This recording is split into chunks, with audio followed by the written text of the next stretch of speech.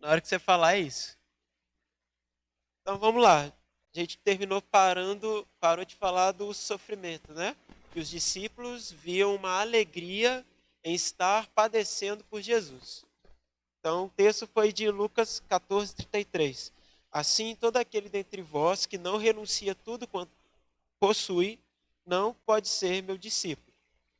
Então, a gente leu o textinho do trecho do livro de C.S. Lewis, né, O Peso da Glória, e aí continua no último parágrafo dessa página.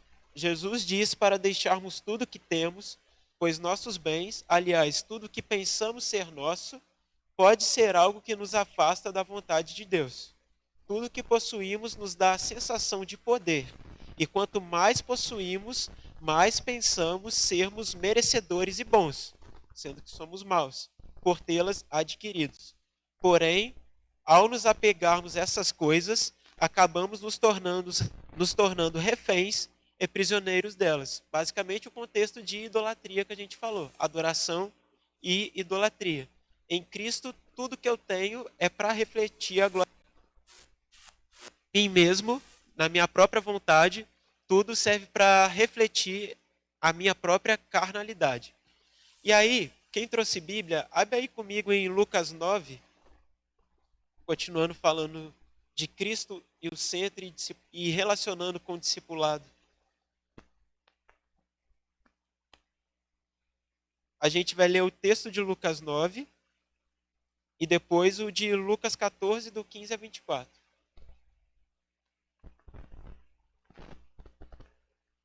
Lucas 9, do 57 até o 62.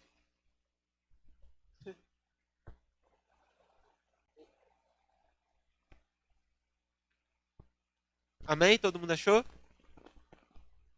Então, vamos lá.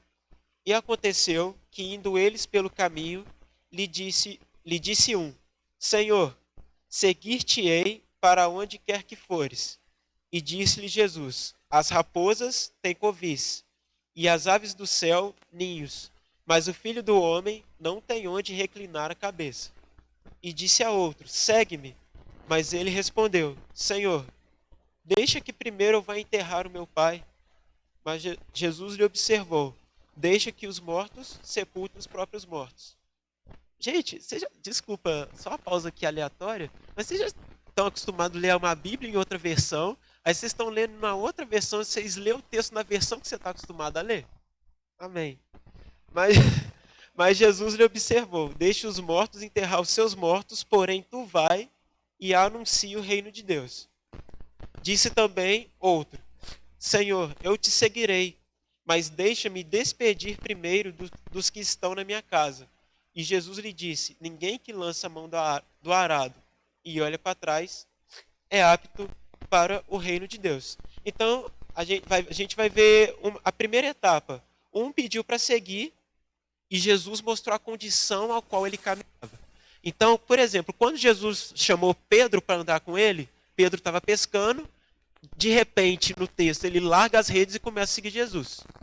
Mas existe um costume entre os judeus de uma pessoa que é autodenominada mestre, que eles consideram alguém como um tipo de rabi, eles largam o que estão fazendo para ir até o lugar onde essa pessoa está para ouvir a mensagem que essa pessoa tem para passar. Só que aqui é um caso de uma pessoa que já tinha ouvido Jesus pregar. Só que ele queria seguir. Então Jesus mostra uma condição, ele vai contra essa condição. O segundo caso é: segue-me, mas respondeu: Senhor, deixa que primeiro eu vá enterrar o meu pai. E o judeu tem muito essa questão da honra aos pais, né? Então, antes de seguir Jesus, ele queria enterrar o pai dele para honrar a própria família. Mas quando Cristo é o centro do coração de alguém, a honra a Cristo, ela precisa se tornar maior do que a honra a um homem, principalmente ao homem já sepultado. Mesmo que Jesus mesmo nos ensina a honrar nossos pais. Mas aqui a questão é: se eu tiver que ter algum tipo de divisão em favor do reino de Deus, vai ser necessário que eu esteja a favor do reino de Deus. E isso não é uma contradição de mandamento, amém? Você pode honrar vivendo uma vida para Cristo ao ponto que as pessoas vejam Jesus em você e a partir disso descubram de onde a sua origem paterna terrena. E o outro ponto é, disse também o outro, eu te seguirei, mas deixe-me despedir primeiro do que estão na minha casa. Ou seja, o outro ponto era uma pessoa que estava atarefada nesse contexto, com muitas pessoas em volta de si, e Jesus requer que essa pessoa para tudo que ela está fazendo para seguir ele.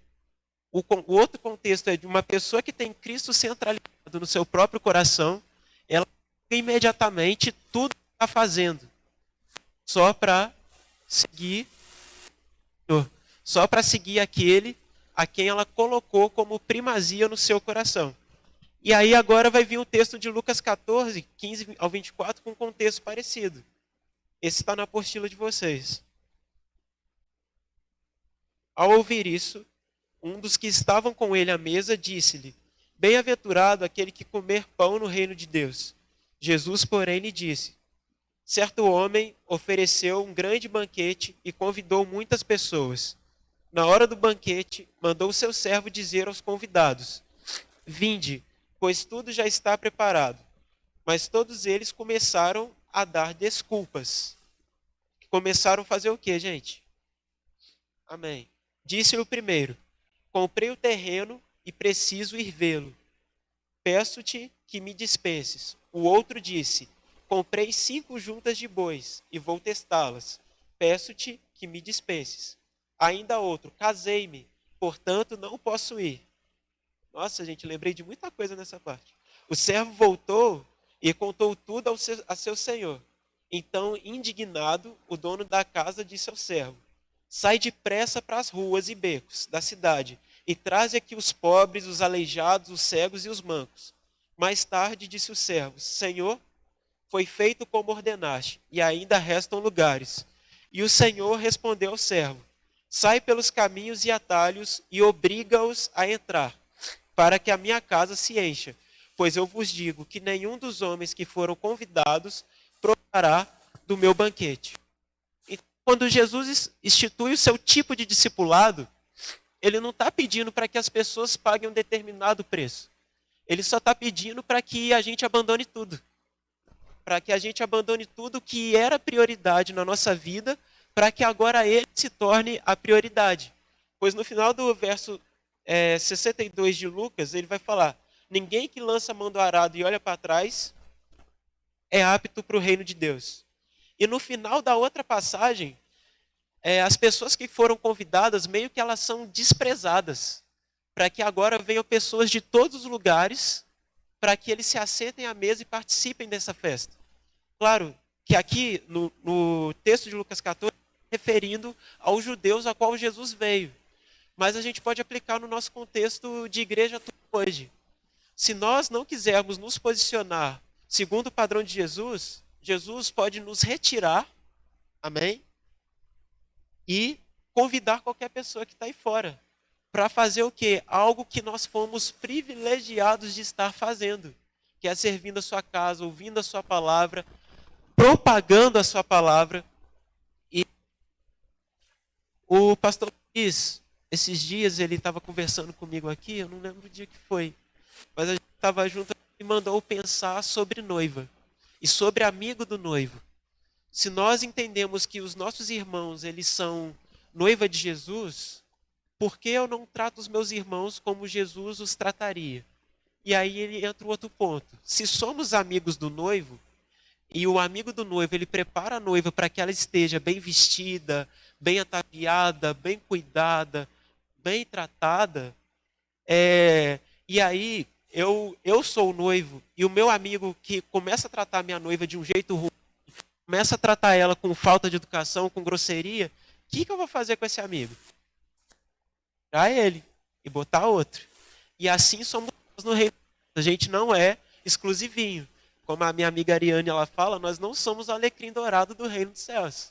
Nós somos substituíveis. Ainda que todos vocês sejam preciosos em algum nível para o Senhor, você não é insubstituível. Você pode ser trocado caso você esteja fazendo levianamente a obra do ministério de Cristo.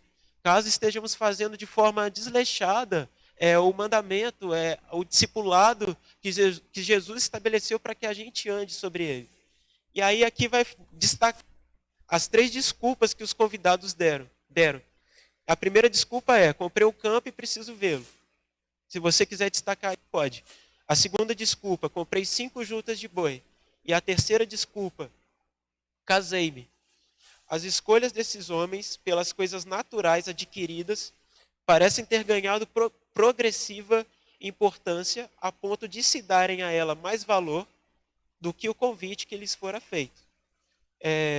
Ver, que é o primeiro ponto, o comprar, o experimentar e casar, indica um envolvimento íntimo e, por isso, a dificuldade em aceitar o convite para o grande banquete. Ou seja, a nossa dificuldade em aceitar participar das coisas do reino do Senhor, estar envolvido como o Senhor está envolvido de todo o coração, a dificuldade nisso está porque estamos apegados demais à nossa maneira de viver.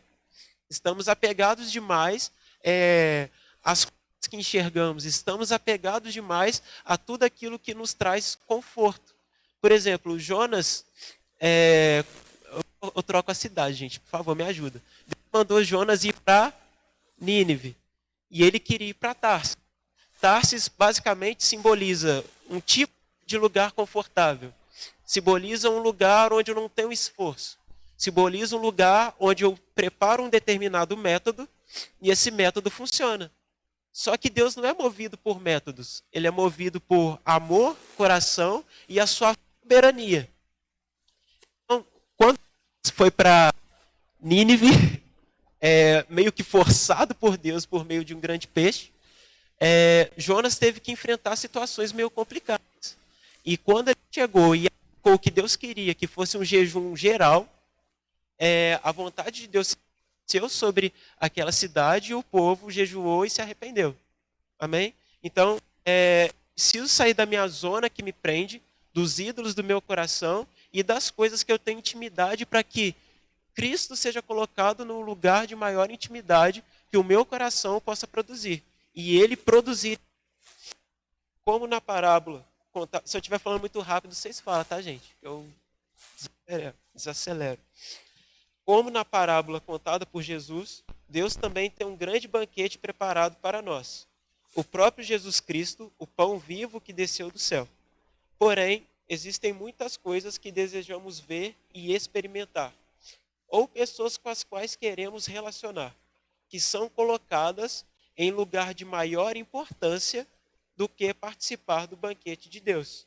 Em outras palavras, a gente tira Cristo do lugar que lhe é devido, que é o mesmo sentido de honra. É o dar a uma pessoa aquilo que é devido a ela. Então, é necessário, portanto, que renunciemos tudo aquilo que rouba a primazia de Cristo, para que ele seja o centro. Devemos dar-lhe acesso a todas as áreas das nossas vidas, tais como relacionamentos, projetos de vida, bens materiais e tudo mais. Quando Cristo está no lugar central em nossas vidas, todas as coisas também se encontram em seu devido lugar. Todas as coisas devem ser produzidas e desenvolvidas a partir de sua primazia, pois tudo o que temos e o que somos pertence a Ele. Nisso está a nossa segurança. Eu vou fazer uma pergunta de catequese para vocês. Catequese reformada, para não ficar feio. Qual que é a nossa única esperança na vida e na morte? Jesus Cristo. Então, a nossa esperança, ela não pode ser pautada nas coisas dessa vida.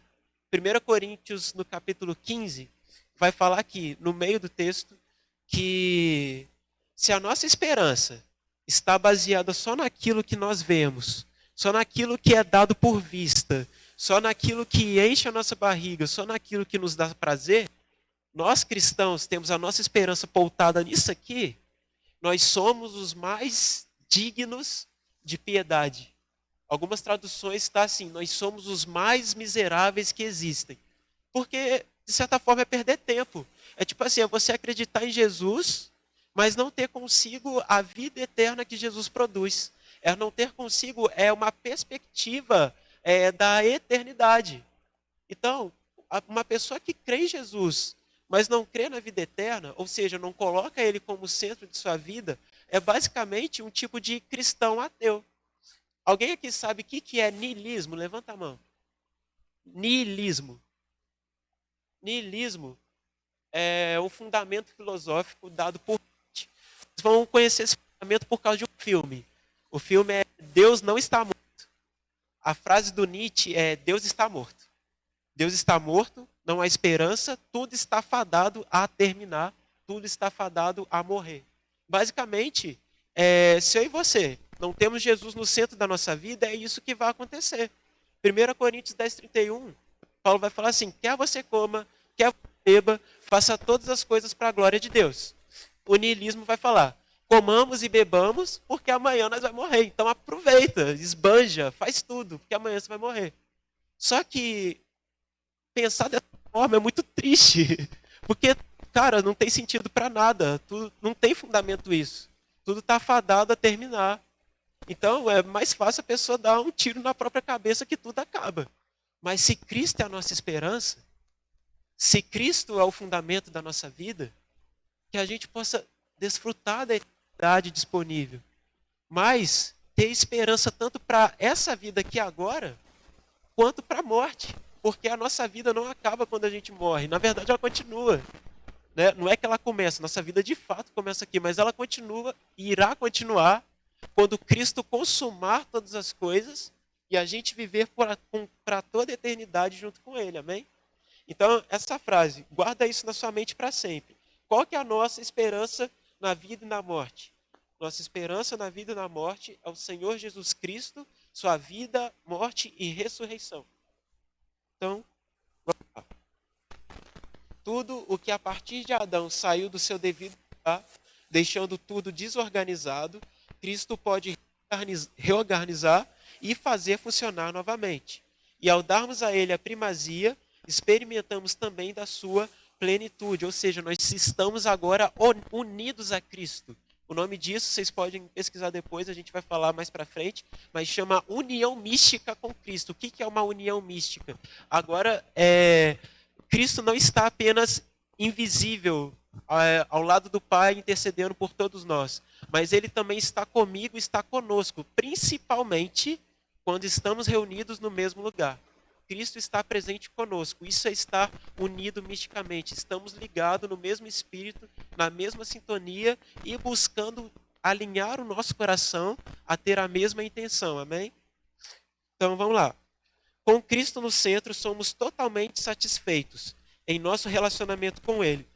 E, consequentemente, aprendemos a nos relacionar com as pessoas ao nosso redor, sem precisarmos cobrar ou depender delas. A Leslie estava conversando ali comigo ali atrás, uma coisa que a gente precisa tomar cuidado e um sentimento até que vem com a gente quando a gente começa a fazer parte de uma denominação, é o sentimento de que nós somos algum tipo de vítima. Então, se eu sou uma vítima, você me deve alguma coisa.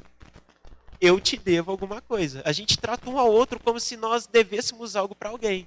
E a realidade mais libertadora é que ninguém nos deve nada. Mas é bom a gente se colocar como alguém que deve tudo a todos. Eu te devo tudo. Eu te devo amor, eu te devo compaixão, eu te devo compreensão, eu te devo atenção. Eu te devo. Agora, eu não preciso ter o senso de que alguém me deve. Então, quando Cristo está no centro das minhas afeições, eu me relaciono com as pessoas ao ponto de me dar por elas. Agora não é você me deve algo, mas eu te devo tudo. E aí, continuando, não temos mais motivações erradas, nem nos tornamos mais emocionalmente dependentes de ninguém. Dependência emocional também é um tipo de idolatria. Dependência emocional é eu pegar uma pessoa e comparar ela com um copinho descartável. O que é eu depender emocionalmente de alguém? Por exemplo, o Misno está aqui, vocês sabem que eu amo ele. Eu me sinto mais seguro perto dele. Então, ele não estando aqui, eu preciso ter essa mesma segurança, porque a minha segurança não parte dele, mesmo estando com ele. Minha segurança parte de Cristo. Então, se eu ficar dependendo emocionalmente do Mis, é como se eu fosse uma sanguessuga na vida dele. Eu fico sugando a energia dele, absorvendo ele. E quando eu trocar essa dependência para outra pessoa, eu vou descartar ele. A dependência emocional é basicamente isso. É você usar alguém para suprir uma necessidade do seu coração, Depois que ela suprir, você amassar ela e jogar fora. Não temos mais motivações erradas, nem nos tornamos mais emocionalmente dependentes de ninguém, pois estamos totalmente supridos em Cristo. Eu vou falar uma frase aqui, eu quero que vocês repetam ela comigo. Ela é do John Piper, e todo livro que ele escreve, ele coloca essa frase. Vamos lá. Deus é mais glorificado em nós quando nós somos mais satisfeitos nele. Repete comigo. Deus é mais glorificado em nós quando nós somos mais satisfeitos nele. Ou seja, uma vida centrada em Jesus é uma vida de alguém que encontrou plena satisfação no Senhor Jesus Cristo. É quando nós entendemos que Cristo é suficiente. Mas não só entender de, Cristo é suficiente, mas a suficiência de Cristo é cravada no meu coração. O que é ter a suficiência de Cristo cravada no seu coração? É Salmos 23. É que o Senhor é seu pastor, nada te falta mais. Ainda que você tenha faltado na sua vida um carro, uma casa, alguma coisa, sei lá. Tudo isso não se torna tão importante assim. Porque você tem aquilo que traz sentido para a sua realidade. Você tem aquilo que é tudo. É o eterno morando dentro do finito. Então, se o Senhor é meu pastor, nada me faz falta. Eu estou passando dificuldade, mas Cristo ainda é suficiente. Ele é além da minha dificuldade. A minha dificuldade não vai tirar a minha paz. Porque Cristo é tudo. Cristo é suficiente. Cristo é infinito. E somente em Cristo, por pior que eu esteja, ali está a minha esperança. Amém? Além disso, todos os projetos, profissão, casamento retornam ao seu lugar. Pois Cristo nos ensina a lidar com todas essas coisas. Por isso devemos deixá-lo organizar, dirigir, gerenciar todas as áreas da nossa vida, até mesmo a mais simples. Eu queria até indicar um livro para vocês, se vocês puderem comprar, chama Liturgia do Ordinário. E esse livro, basicamente, ele vai ensinar você a ver Jesus, desde você fazendo o bolo na sua casa, até a hora de você dormir. Oi? Liturgia do Ordinário. Então esse livro é um livro que te ensina a ver Jesus em coisas simples. Você está arrumando casa, você está adorando Jesus. Fazendo comida, você adora Jesus. Você está jogando futebol com seu filho. Jogando futebol, você presta a Jesus. A adoração não está aplicada apenas num culto litúrgico, mas toda a minha vida, todo o meu dia a dia é dado a Deus. O James Smith ele coloca um conceito muito legal de liturgia, que é o seguinte: liturgia é o método pedagógico de Deus de ordenar os meus afetos. Ou seja, é o meio pelo qual Deus ensina eu colocar o meu coração no lugar onde Ele governa sobre todas as coisas. Amém? Como discípulos, nós somos, agora voltando para a mordomia, nós somos mordomos daquilo que é de Deus. Na verdade, tudo que temos não nos pertence.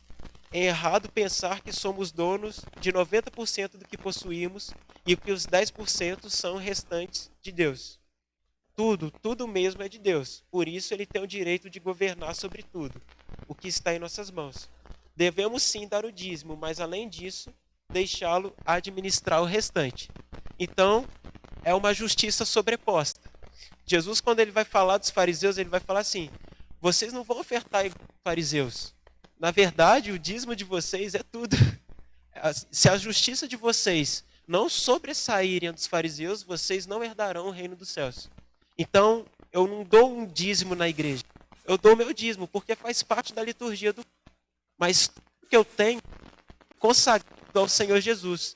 A minha vida é uma vida dada e consagrada, martirizada, simples, até chegar em coisas maiores, mas ela é totalmente dada ao Senhor Jesus. O princípio da mordomia é reconhecer que não somos donos de nada. E por isso, devemos administrar bem as coisas que nos chegam às mãos. Agindo assim, estaremos atribuindo louvor ao verdadeiro dono delas. Deus é o Criador de todas as coisas, tem direito total sobre elas. E Cristo é seu herdeiro primogênito. Sendo assim, tudo que temos ou fazemos deve ser devolvido a Ele em louvor, glória e honra. Agora, Cristo como o centro da família. Aí está um texto que todo mundo conhece, que é Efésios 5, do 22 e 6 ao 4. A gente vai falar: mulheres, cada uma de vós seja submissa ao marido, assim como ao Senhor. Pois o marido é o cabeça da mulher, assim como Cristo é o cabeça da igreja, sendo ele mesmo o salvador do corpo. Mas, assim como a igreja está sujeita a Cristo, também as mulheres sejam em tudo submissas aos maridos.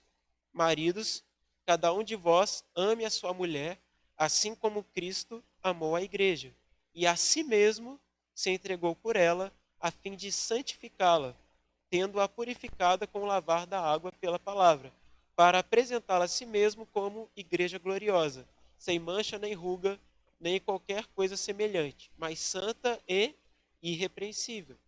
Assim o marido deve amar sua mulher como é o próprio corpo. Quem ama sua mulher, ama a si mesmo, pois ninguém jamais odiou o próprio corpo. Antes, alimenta-o e dele cuida. Assim, e assim também Cristo em relação à igreja, porque somos membros do seu corpo. Por isso o homem deixará pai e mãe e se unirá à sua mulher, e os dois serão uma só carne. Esse mistério é grande, mas eu me refiro a Cristo e à igreja. Entretanto, também, cada um de vós ame sua mulher como a si mesmo, e a mulher respeite o marido. Filhos, sede obediente a vossos pais no Senhor, pois isso é justo. Honra teu pai e tua mãe, este é o primeiro mandamento com promessa, para que vivas bem e tenhas vida longa sobre a terra. E vós, pais, não provoqueis a ira dos vossos filhos, mas criai-os na disciplina e na instrução do Senhor.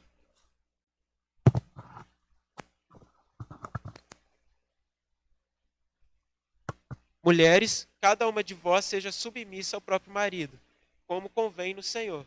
Maridos, cada um de vós ame a sua mulher e não a trate com aspareza, ou com brutalidade, ou com grosseria, ou com rudez. Filhos, obedecei em tudo aos vossos pais, porque isso é agradável ao Senhor. Pais, não irriteis vossos filhos, para que eles não fiquem desanimados. Aqui é o texto de Colossenses 3, 18 ao 21. Essa parte seria ideal o Miss dar para vocês. Porém, porque eu não sou casado, tá, gente? Mas o que me respalda é a escritura. Então a gente vai ver essas coisas pelas escrituras, amém? Então, a família ela é de suma importância para Deus. Porém, ela não é o centro das nossas vidas. Ou seja, a nossa família não pode se tornar o nosso ídolo. A família não pode tomar o lugar onde Cristo é o Senhor. E quando eu falo que a família não pode tomar o lugar, é em termos de adoração. Se você é marido, você precisa se dedicar à sua casa. Então, o seu culto, a maior parte do tempo, vai ser dado em casa. Você precisa, sim, e muito, se envolver com a igreja local. O seu casamento não é motivo para você não se envolver em algo da igreja que você faz parte. Mas aquilo que você vai se dedicar com o maior zelo é a sua própria casa. Então, em termos de adoração, Cristo precisa ser maior do que a sua esposa, do que os seus filhos, do que qualquer outra coisa. Em termos de ministério, você precisa aprender a administrar o seu tempo. Amém?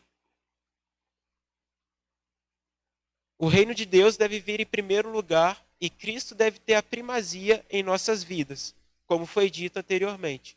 No texto acima, Paulo dá a Jesus a centralidade em todos os papéis familiares. Cada indivíduo ou cada membro só consegue cumprir sua função se permitir Jesus ser o centro da sua vida e da sua relação familiar. E aqui eu quero abrir até para o relacionamento familiar de igreja local. A gente só vai conseguir amar um ao outro no ambiente de igreja local quando Cristo for o centro dos nossos afetos. Se eu não amar a Deus, eu não vou conseguir amar o meu irmão. Então eu primeiro preciso desenvolver um relacionamento com o Senhor Jesus para que eu consiga desenvolver com excelência o relacionamento com os meus irmãos. Se eu não tiver um relacionamento fixado em Deus, eu vou tratar os meus irmãos mal. Vou tratar eles com grosseria, vou tratar eles de qualquer maneira, vou tratar eles como se fossem meus escravos, vou tratar os meus irmãos com segundas intenções. Mas se Cristo é o centro do meu coração, a minha relação familiar com a igreja se tornaria uma relação que o marido tem com a sua esposa. Não no sentido do homem ser casado com a igreja, mas no sentido de cuidado, de trato, de saber falar com as pessoas, de saber cuidar das pessoas, de saber receber as pessoas, literalmente ser um bom mordomo na casa de Deus. Próximo ponto, esposa. A gente vai ver com mais detalhe agora. Seja submissa como ao Senhor. As mulheres devem ser submissas como ao Senhor, não apenas por causa do marido ou pelo que ele faz, mas pelo que Cristo é para ela e por obediência a Deus e a sua palavra. Jesus deve ser o motivador, capacitador e mediador da submissão da mulher. Somente em Cristo ela consegue ser submissa ao seu marido. E a submissão é estar debaixo da mesma missão. Se o homem ele não tem o propósito bem definido de para onde ele está indo em Deus, do que ele está fazendo na igreja local dele, dificilmente essa mulher vai conseguir exercer algum tipo de submissão.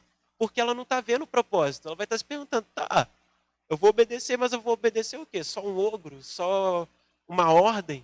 Mas eu estou submissa aqui. A que propósito? A que missão? Onde que o meu marido está indo?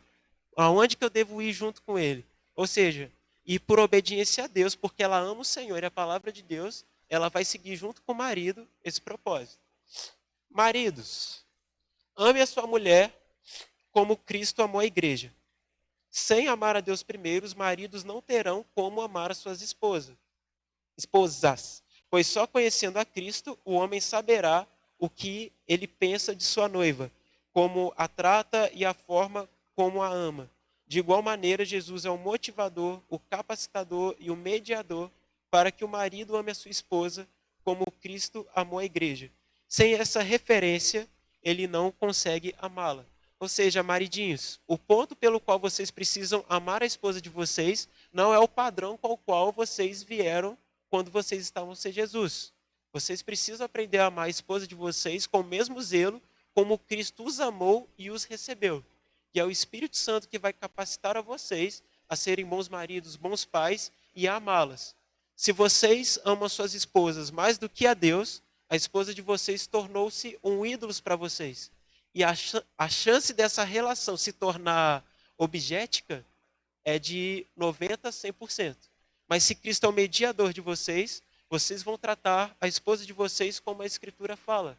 Como o vaso frágil, com cuidado, com zelo, com dedicação, ao ponto de dar a sua vida por elas. Amém? Profeticamente falando. Filhos, sede obediente a vossos pais no Senhor. O filho só consegue obedecer o seu pai, independente se este é bom ou mal, se o estiver fazendo no Senhor. Cristo é o motivador, o capacitador, o mediador para que o filho obedeça aos seus pais. Somente em Cristo ele consegue obedecê-los. Por exemplo, meu pai, eu não tenho um relacionamento muito bom com meu pai natural. Todo o meu relacionamento de paternidade joguei em cima do Miss Heavers. Mas eu consigo ainda obedecer o meu pai se ele me pedir alguma coisa. Mesmo que ele não seja, tipo assim, o pai mais top do mundo e que a gente não tenha um bom relacionamento assim de conviver, pois eles são divorciados, então eu estou com meu pai de vez em quando. Eu só consigo amar o meu pai, encontrar a paternidade nele, se eu estiver em Deus. Porque agora Deus é o meu pai. E por Deus ser meu pai, eu consigo ver esperança para que meu pai se torne um referencial. Para que eu consiga enxergar qualidades boas na vida dele. Mas eu só consigo fazer isso porque Cristo me alcançou. Porque se fosse antes, ia dar muito ruim. Eu não conseguia ver meu pai como pai. Eu via ele como uma pessoa. Mas não, é meu pai, tem meu sangue, entendeu? Pais, cria-os na disciplina e instrução do Senhor. Ao conhecer Jesus, os pais não criarão seus filhos de qualquer maneira, como bem entende, mas o criarão à maneira de Deus, a partir de seus preceitos e ensinos. Também para os pais, Cristo é o motivador, o capacitador, o mediador na criação de seus filhos. Sem Cristo, eles não conseguem criá-los em disciplina e boa instrução. E aqui a gente pode até pegar o texto de Provérbios que fala assim, ensina a criança no caminho que ela deve andar, que ela não se desviará dele. Então esse texto ele não está falando só para você ensinar com palavras, mas o ensinar ali é basicamente tornar-se, apropriar-se, igual a gente falou. Ensinar a criança no caminho que ela deve andar é você queimar tanto por Jesus, amar tanto a Jesus, que seu filho vai olhar para você e vai querer amar a Deus da mesma maneira. Ele vai olhar para você e vai desejar o Deus que você deseja. Por exemplo, eu não sou um pai biológico, mas tem a moçada aí da rede que vocês veem. Se eu queimar por Jesus menos do que eles, com certeza eles não vão encontrar um ponto referencial de adoração. Então eu preciso me manter em chamas, mesmo que eles não estejam, a maioria deles não estejam firmes. Para quê? Para que eles tenham para onde olhar e ver alguém que está imitando o Senhor Jesus e ver que estar com Jesus é algo bom. Mas se eu começo a ver, eu começo a reclamar com eles, nossa, a igreja está ruim, eu quero mudar de igreja, eu quero fazer isso, eu quero fazer aquilo, nossa, o pastor é isso, o pastor é aquilo, nossa, o irmão faz isso, o irmão faz aquilo. Como é que os seus filhos na casa de vocês vão ver que está no ambiente que vocês estão numa coisa boa?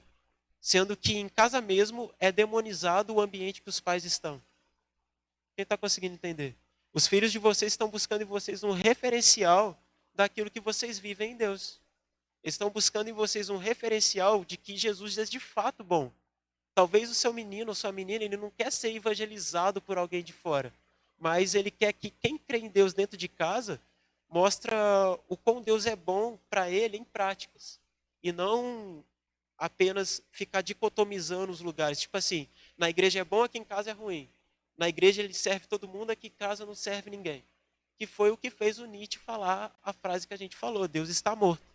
Porque o irmão do Nietzsche morreu e os pais trataram a morte do irmão dele como algo indiferente. Então ele começou a olhar para a igreja cristã, o comportamento dos cristãos, da seguinte forma, eles prestam culto a um Deus.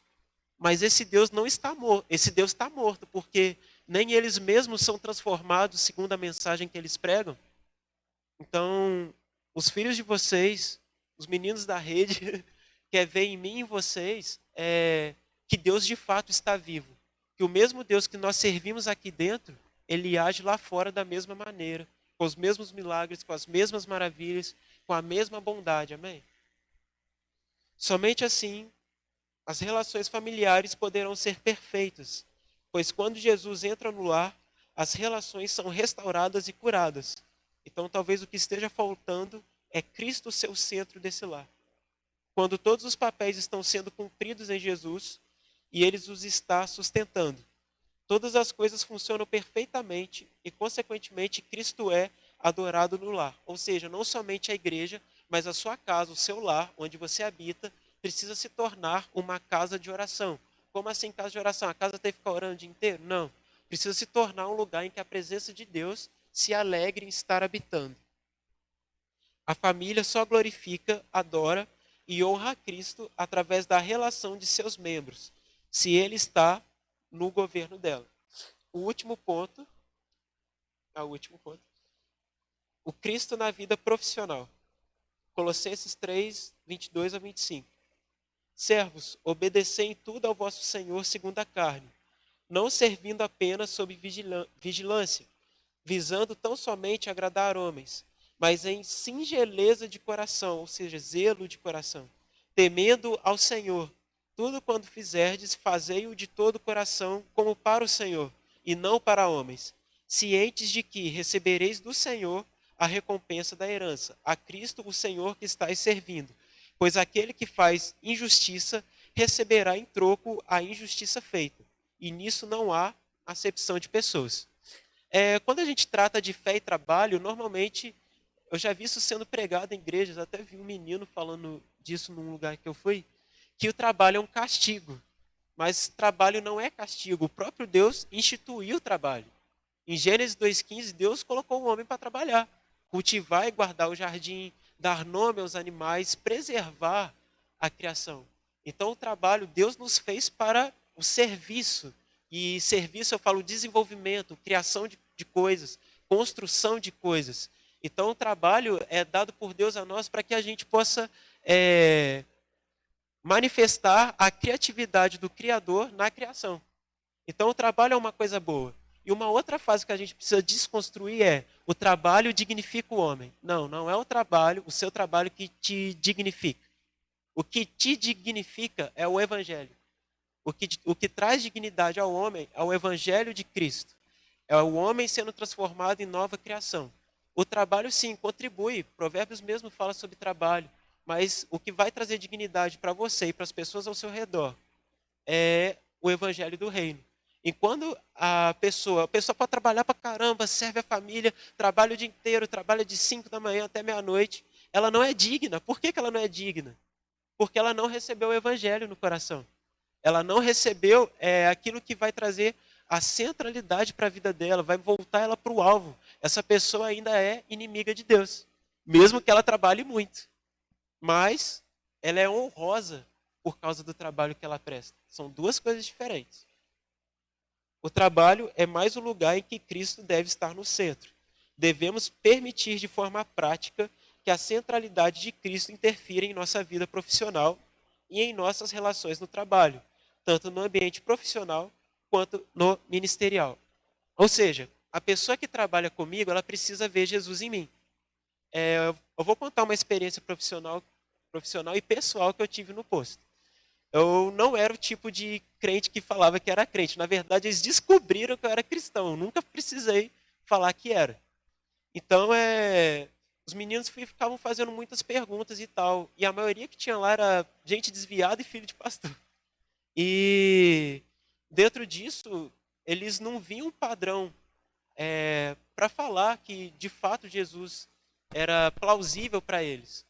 Mas eu sempre tentava me padronizar como alguém que estava ali não para roubar meu patrão, não para passar a perna nos clientes. Eu estava até brincando com as meninas um dia desse, que quando eu estava no posto eu devia ter feito notinha com o meu CPF, para mim ter um cartão de crédito bom. Mas eu não fiz, porque isso é um tipo de roubo, é uma desonestidade, né? Porque tinha um computador lá, você pode clicar na notinha fiscal que o cliente abasteceu, botar seu CPF lá e a pontuação ir para o seu nome. E aí os meninos faziam isso direto. Mas eu nunca fiz nada relacionado a isso, eu nunca me envolvi nos rolos deles. Na verdade, eu tentava trazer Jesus tanto de forma executando bem o que me foi passado para executar, quanto de forma de expressar em palavras. E ao ver isso, um desses meninos, eles congregam com a gente aqui hoje. Eles viram Jesus na minha vida de alguma maneira. Tinha um segurança lá também, eu não consegui trazer ele para a igreja, infelizmente, por causa da forma como ele trabalha. Ele trabalhava em turno noturno. E a gente conversava muito, porque de noite o movimento diminuía. Então eu sempre apresentei Jesus para ele de tal forma que ele quis voltar a ter uma vida de oração, quis voltar a jejuar. Eu dei minha Bíblia para ele. Eu não me arrependo, só um pouquinho, mas graças a Deus ele quis retornar, ele quis fazer um caminho de volta. Graças a Deus ele quis enxergar Jesus como o centro da vida dele de novo. E o que eu quero dizer com essas experiências pessoais? Que o seu comportamento no seu ambiente de trabalho possa fazer com que Jesus seja visível para alguém através de um corpo físico, através de uma pessoa comum. Você não precisa de ser um líder ministerial, ter um encargo na igreja, para que alguém reconheça Jesus através da sua vida. Mas o simples fato de você fazer bem o que te foi proposto, o simples fato de você não abrir mão dos seus princípios, segundo a fé, vai fazer com que pessoas olhem para você e vejam Jesus. Amém? E ministerialmente, as pessoas também precisam ver Jesus em nós. A igreja é a família de Deus. Então, o que nós fazemos de forma ministerial precisa respingar Cristo no meu irmão, ao ponto que ele queira ver que participar de um ministério em Deus seja bom. Participar da obra de Deus seja algo que vale a pena você investir seu tempo. Então, isso serve tanto para o ambiente de trabalho, quanto para as nossas denominações locais. E aqui cabe uma pergunta. Como temos tratado os nossos superiores, nossos pastores, nossos patrões, nossos líderes?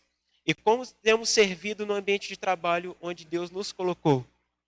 Se entendermos que nosso serviço é apenas para agradar o chefe, ou o nosso ministério para agradar algum pastor a fim de conseguir alguma função, nós erramos, pois nesse caso, nossas reações serão de acordo com o modo como somos tratados por eles. Por exemplo, caso o chefe não seja um bom profissional, a nossa tendência é ser igualmente maus empregados. Nossa, nem se fala. Além de rebeldes e insubmissos. Nesse caso, não teremos domínio sobre nossas escolhas. E já reparou que nesse caso também, você trabalhar mal e você servir mal ministerialmente é você colocar um homem no centro? É um caso também de idolatria? A idolatria da autoimagem, a idolatria do querer ser visto, a idolatria do querer se mostrar para receber algo em troca? Não é algo de coração para o Senhor Jesus? Por outro lado, se fizermos todas as coisas para Jesus, entendendo que Ele é o Senhor e que dele recebemos a recompensa, faremos nosso serviço com alegria. Serviremos no ministério com alegria, sabendo também que vem dele a nossa provisão, suficiência e satisfação. Concluindo, não há uma área sequer em nossas vidas que Jesus não deva estar no centro. Em tudo ele deve ter o lugar de primazia, desde as coisas mais simples até as mais complexas do nosso interior e exterior. Foi Deus o Pai que o colocou nesse lugar. Como poderíamos não permiti-lo estar nele? Como que a gente tira Jesus do lugar que o Pai deu para ele? Se o Pai deu ao Filho o lugar onde ele é soberano sobre toda a criação, por que a gente, criatura, não volta a dar para Cristo esse lugar na nossa vida? Esse lugar na nossa forma de pensar, na nossa forma de agir, na nossa forma de falar, de trabalhar, de ter família, de ter qualquer coisa. Eu falei isso aqui numa abertura de culto.